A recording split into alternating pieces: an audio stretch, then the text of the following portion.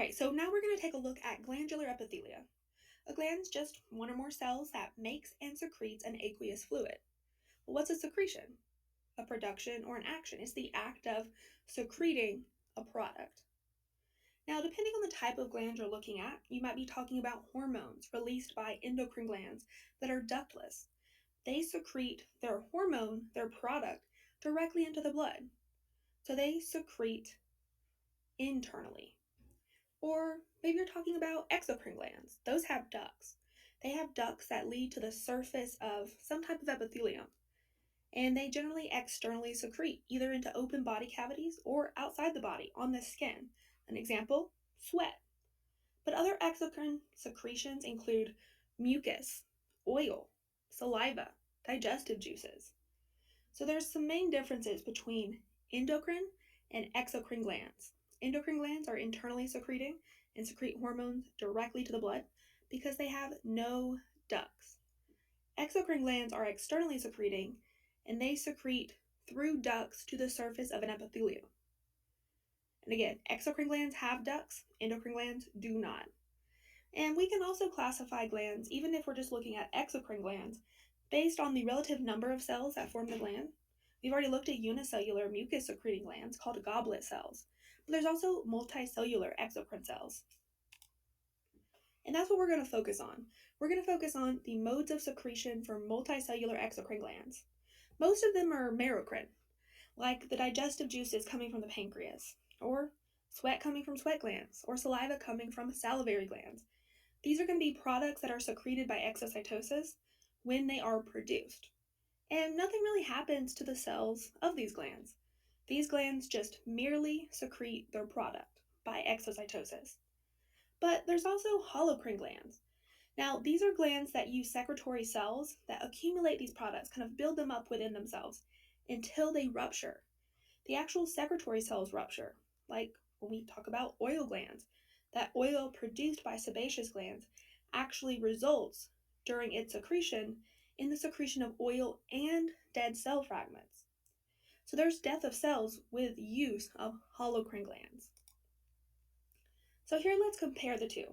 Here we have merocrine glands merely secreting by exocytosis. So you can see their product leaving via secretory vesicles and then going towards a duct. With holocrine glands, that entire top row of cells bust open and release not only their product, their secretion, but also dead cell fragments, and that goes towards the duct. So now we've made it to connective tissue. And we're not going to take a break, we're going to go straight through connective tissue, and this is a very abundant and widely distributed type of tissue. There's actually 4 subclasses or classes of connective tissue. Connective tissue proper, a dense and loose type, cartilage, bone, and blood. So let's take a closer look at those classes. So for connective tissue proper, it includes the most connective tissues. Of the loose connective tissues, we're going to look at areolar tissue, adipose tissue, and reticular tissue. For dense connective tissue, we're going to look at regular, irregular, and elastic. But let's talk about how could I say these names with a little bit more information. So I might say areolar connective tissue, or loose areolar connective tissue.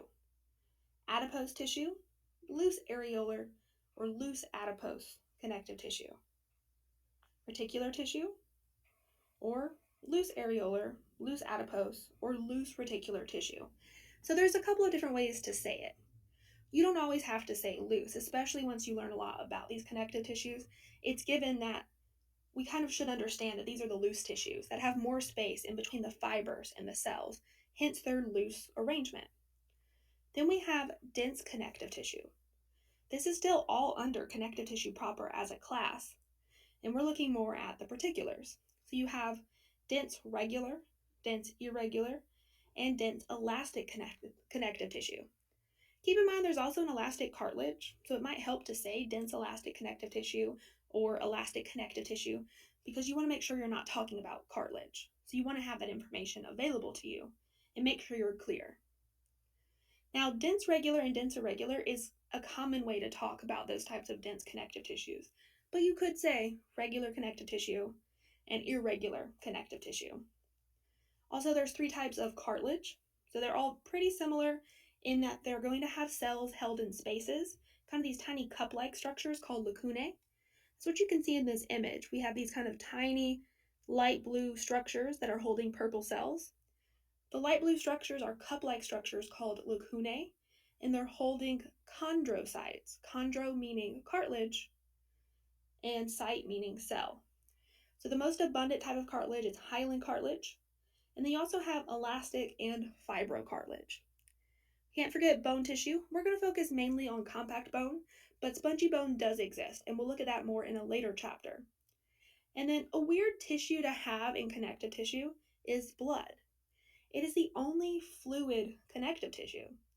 And the reason we put it with connective tissue is there's a characteristic for all connective tissues, that there's more outside stuff, more extracellular matrix components in connective tissue than there are cells.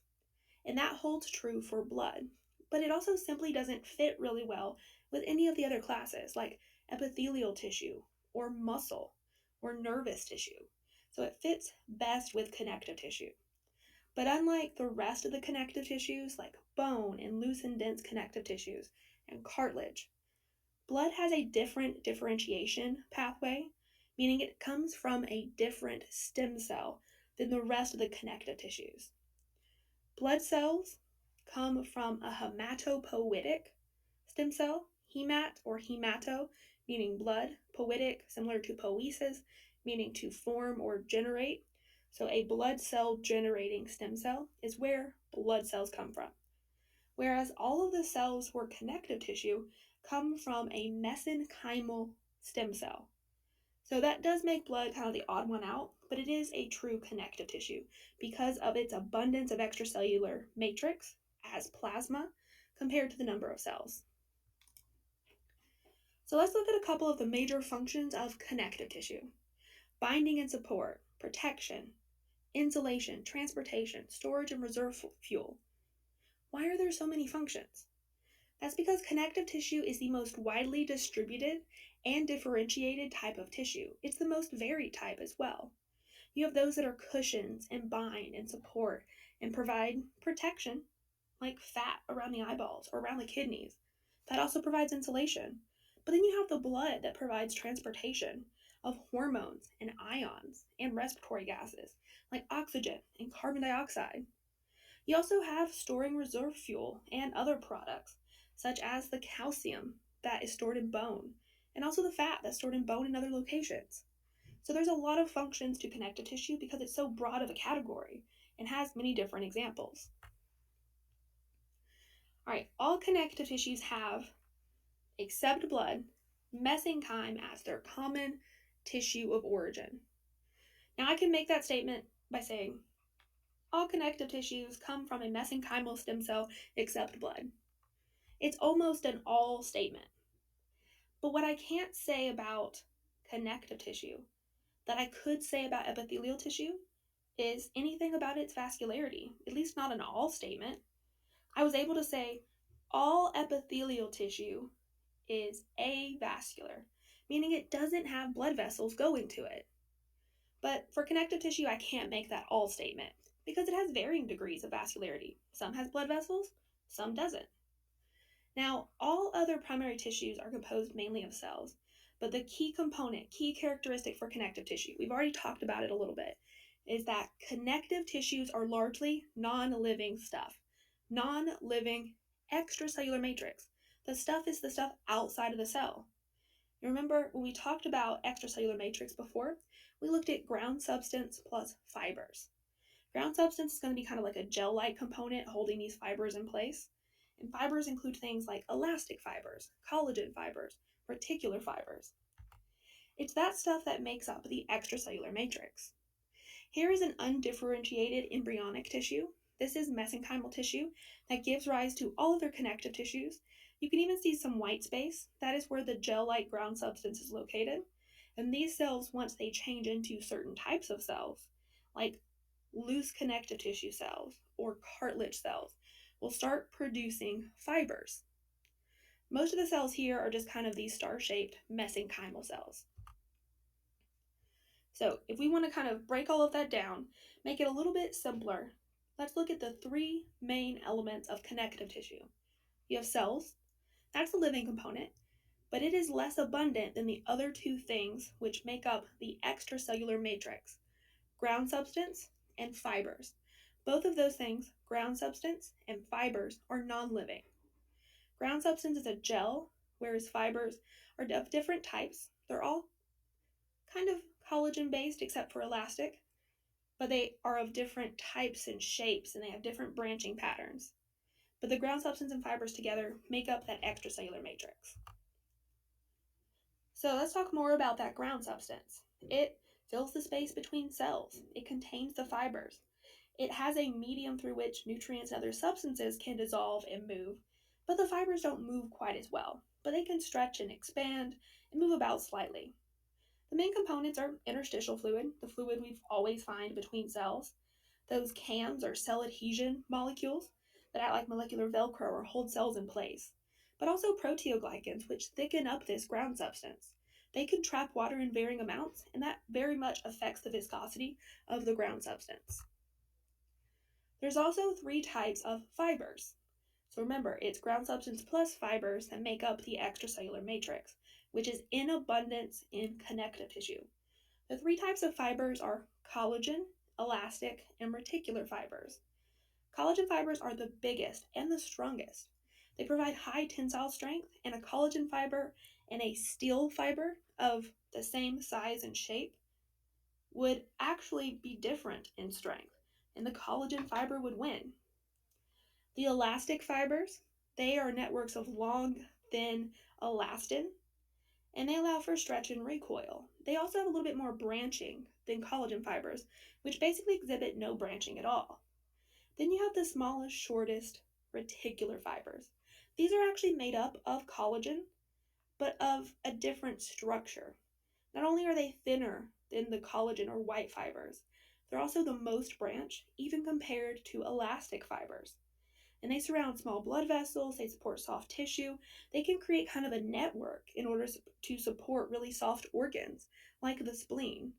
That network, that branching form network, is oftentimes called a reticular stroma, and it allows that organ to have a little bit of give and kind of move about in space, but still hold a lot of its kind of squishy elements together.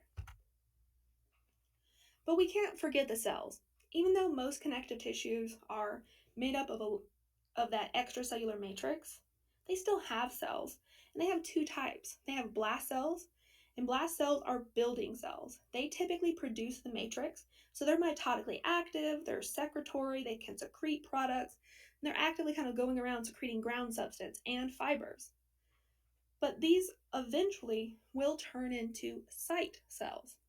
Those are mature cells that are not mitotically active, they're less active in general, and they're not building or creating the matrix anymore.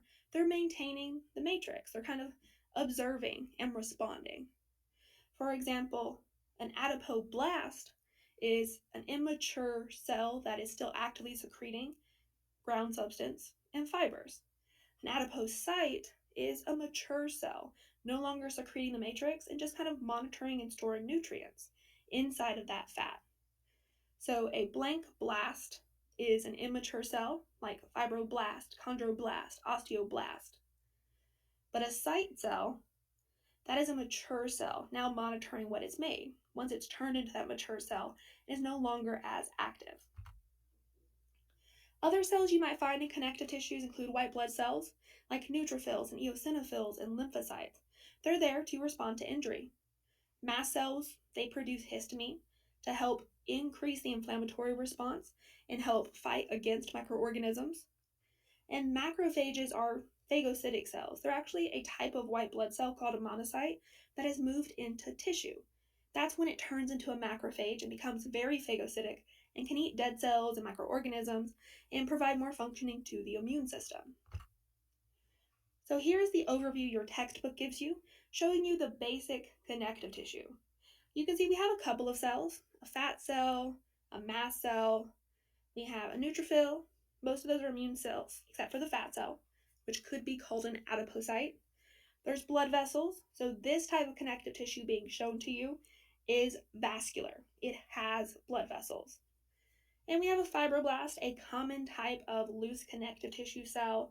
And you can see these cells are kind of arranged around many, many fibers, including the big white collagen fibers, the yellow elastic fibers that are more branched, and the smallest and most branched reticular fibers. Now, most connective tissues have all three fiber types. One may be more or less abundant, but you might not always see all of them because they're arranged in kind of different layers, and that's hard to focus on in a microscope. So next we're going to be looking at connective tissue proper, the first class and its two subclasses, loose connective tissue and dense connective tissue. And then we'll continue looking at the rest of the classes.